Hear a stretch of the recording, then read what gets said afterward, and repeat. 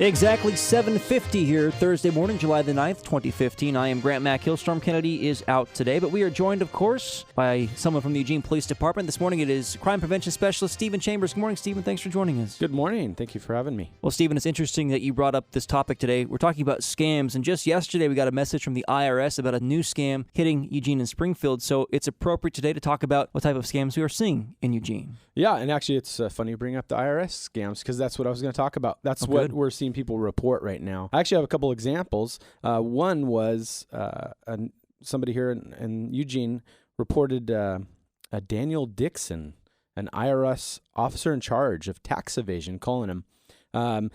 Very convincing, provided a case number, an identifying badge number, and very pushy. Is how these people operate. And so he demanded $4,800 and he needed to get that to him in prepaid cards. So that sounds a little fishy, and it should, because the IRS does not do this. Sadly, this woman did fall for it and sent the money. So the thing, and then the other one here we have is another male called demanding $10,000 from somebody. Now this person was a little bit better at realizing this might be a scam, and began to question the person, who became irate and just angry and started cursing and calling him names. So upon further investigation, when we called the number back, the investigating officer, the subject admitted that he's involved in a scam and he's from India, and hung up the phone. So this is out there, and how they operate is that they're really pushy. They don't want you to have really any time to talk or think. They want you to hear what they have to say, and they're pushy. They try to bully you, scare you into getting compliance from you.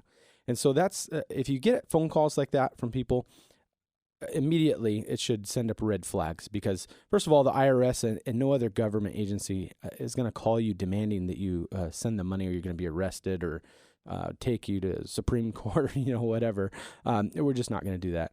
We have other scams here in the area that are some purported to be from the Lane County Sheriff's Office, even the Eugene Police Department. So there are scams, and they're good at what they do. That's their job, is to defraud people. So if you get somebody calling, immediately just hang up. Don't even entertain them. I mean, obviously, you got to figure out if it's a legitimate call or not, but as soon as they start demanding your information over the phone, or, you need to pay this, that, and the other, threatening, just end the call, because it's a scam. Stephen, it hits me that these scammers are becoming more and more complex. They're taking these extra steps. They're finding real names and badge numbers. And then the IRS told us yesterday that they're now using written material. IRS says, we'll never call you, we'll always mail you something. Well, now these scammers are mailing something as well. So how do you really know if this is something safe and something legitimate? So what you want to do is, the best way to protect yourself is to know who you are talking to know who you are dealing with. And whether that's, if it's on the phone, call the agency yourself. Google their number, look it up in a phone book, whatever you have to do. Don't use any numbers that are provided to you. Find the numbers yourself. Call them. That way you know who you're talking to. If it's written correspondence, again, don't use any of the numbers that are provided, because it's likely going to be a bad phone number into their call center. But look it up. If it's from the IRS, Google the IRS's number. Give them a call directly, because then you know who you're dealing with, who you're talking to. You've initiated that contact, not the other way around. Because that's how they fool people, is they just want you to think that, hey, I am from the IRS or the police department, and don't ask any questions. It's the same thing with banks. A lot of people get correspondence from banks. I got a call a while back, and it was my bank, and it was something fishy, and I was like, you know what, I'll give you a call back. And so I hung up the phone. I know the number to the bank. I called the bank, and it was legitimate, but that's the best way to protect yourself, is to know who you're talking to.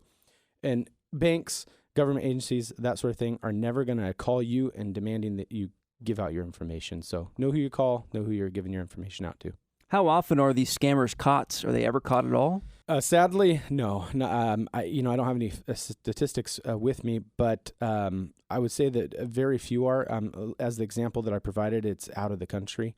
Yeah. And the FBI does investigate these things, and I imagine they have good success at some. But the sad reality is that likely they're not going to get caught. Might be a long time, but at any rate, you're out the money.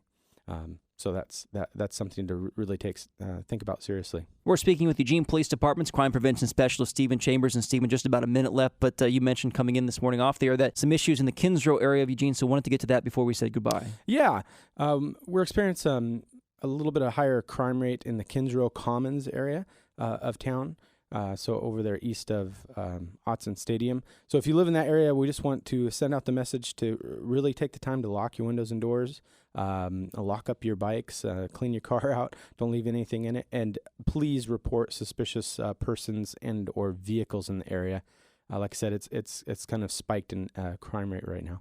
You know, we spend a lot of energy talking about crime prevention for Autzen Stadium during football season, but the M's are in town at PK Park. Is there much crime during M's games at all? I haven't seen any statistics to report on that. I haven't seen anything really related to that. It's just kind of in general right now over there for whatever reason. He is crime prevention specialist Stephen Chambers. Stephen, as always, thank you for your time.